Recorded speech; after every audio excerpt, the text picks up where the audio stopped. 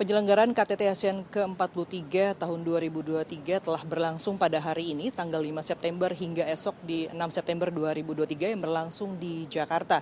Dan sebagai penanggung jawab keamanan, Polri mengerahkan sebanyak 1.679 personel untuk mengamankan penyelenggaraan KTT ASEAN ke-43 ini di Jakarta. Dan sebagai dalam pengamanan KTT ASEAN ini, Polri membentuk 9 satgas pada operasi Tribrata Jaya 2023 dan salah satunya adalah Satgas Preventif yang mengamankan acara KTT ASEAN ke-43 ini. Dan saat ini saya sudah bersama dengan Brigjen Pol Rudi Antariksawan selaku Kasatgas 2 Preventif pada operasi Tribrata Jaya 2023. Ya, selamat siang Bapak. Selamat siang Mbak Leli. Ya, Bapak bisa dijelaskan bagaimana strategi Polri dalam mengamankan KTT ASEAN ini di Jakarta dan apa sih antisipasi yang membedakan terkait dengan pelaksanaan sebelumnya di Labuan Bajo, Bapak? Ya, ini adalah KTT ASEAN yang mungkin lebih besar dari yang di Labuan Bajo. Jadi ini ada 11 negara ASEAN yang datang, kemudian juga ada beberapa negara mitra ASEAN yang datang di sini. Jadi saya adalah Kasatgas 2 Preventif dari beberapa satgas lainnya. Ada satgas preemptif, ada penindakan, ada teror, dan lain sebagainya. Saya adalah Satgas 2 Preventif. Satgas Preventif ini adalah satgas yang punya tugas melakukan pengamanan ya untuk mencegah terjadinya gangguan keamanan.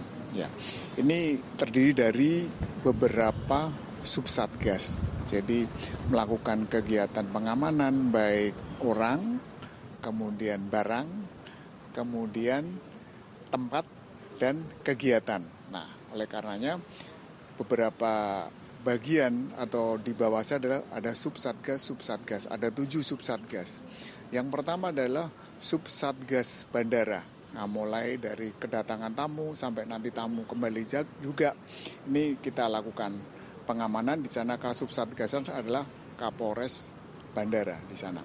Kemudian yang kedua dari bandara menuju ke akomodasi ke hotel. Ini adalah subsatgas hotel atau akomodasi, ini di bawah saya. Di sini adalah di situ ditempatkan personel juga untuk melakukan pengamanan di situ.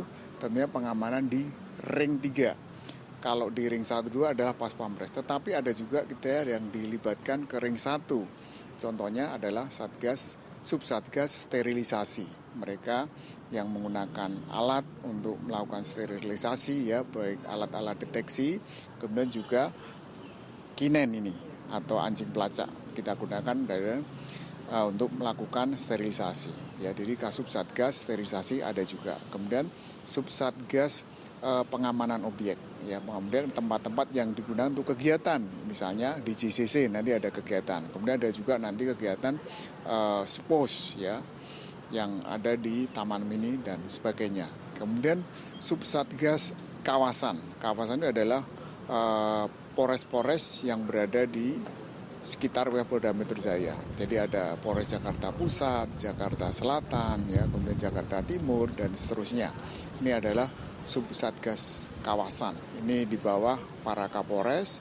Ini juga melakukan kegiatan-kegiatan antisipasi terhadap gangguan keamanan. Misalnya ada kegiatan unjuk rasa, ada kegiatan-kegiatan masyarakat lainnya yang ini bisa mengganggu kegiatan dari KTT. Ini diantisipasi. Kemudian ada 2 wilayah penyangga dari berbatasan dengan wilayah Jakarta ini. Satu, Satgas Pengamanan Pamwil Polda Banten, dan satu lagi Pamwil Polda Jabar.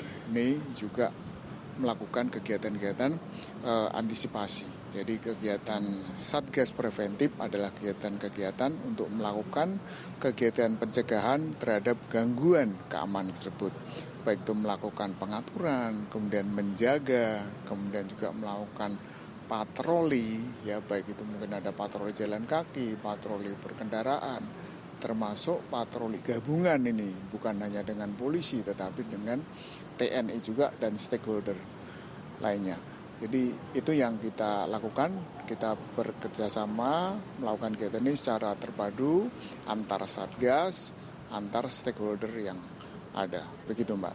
Baik Pak, untuk patroli yang dilakukan Pak, bagaimana sih Pak pendekatan agar para delegasi dan juga masyarakat ini merasa aman dan juga nyaman Pak dengan pengamanan yang dilakukan oleh Polri Bapak?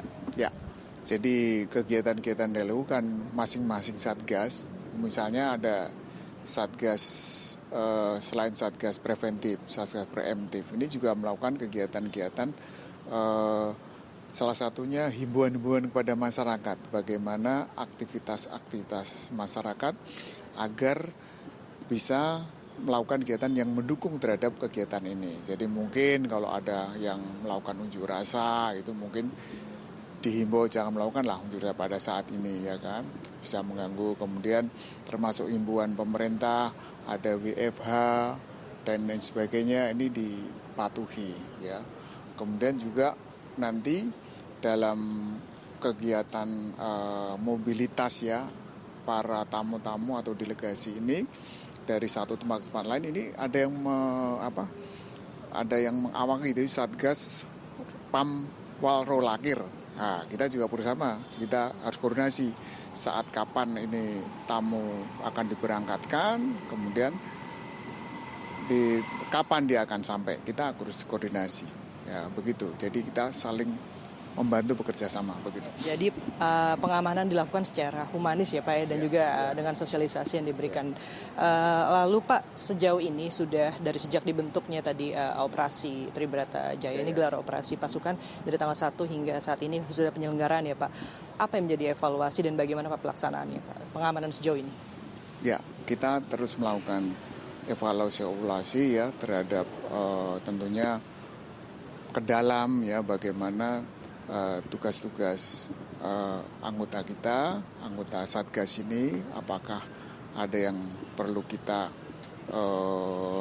perbaiki, ya, sesuai dengan dinamika yang ada di lapangan, ya, mungkin penempatan anggota, kemudian jumlahnya, begitu juga termasuk dinamika kegiatan-kegiatan masyarakat sewaktu kegiatan ini, termasuk hari ini mulai dilakukan kegiatan, ya. Dan kita monitor, kita pantau, masih situasinya terkendali. Ya. Sejauh ini situasi Kamtipmas masih terkendali ya Pak ya? Insya Allah masih terkendali, kita lakukan monitoring, ya, baik langsung kita lihat di lapangan maupun kita bisa lihat di posko Command Center yang berada di Polda Metro di lantai 2, kita bisa melihat, ya, dari tempat-tempat yang berkaitan dengan monitoring yang ada, CCTV, dan ini semuanya terkait, terkoordinasi dan terintegrasi dengan stakeholder yang ada. Anggota juga dibekali dengan alat-alat yang bisa mengkomunikasikan, ya, misalnya ada body cam, ya, dia bisa melaporkan situasi itu. Kemudian juga ada SOT, ya, dia bisa langsung interaktif antar petugas dengan Command Center juga, sehingga unsur K3I bisa dipenuhi, kendali, koordinasi, kemudian komunikasi maupun informasi ini bisa, sehingga kegiatan pengamanan ini bisa berjalan dengan lancar. Ya. Terima kasih Pak Rudi atas informasinya. Ya, penyelenggaraan KTT ASEAN di Jakarta ini tentunya Polri membutuhkan peran serta dari masyarakat untuk bersama menjaga keamanan hingga pelaksanaan ini sukses digelar sebagai bentuk promosi Indonesia juga kepada dunia bahwa Indonesia itu aman dalam melaksanakan penyelenggaraan event internasional. Dan kembali ke studio.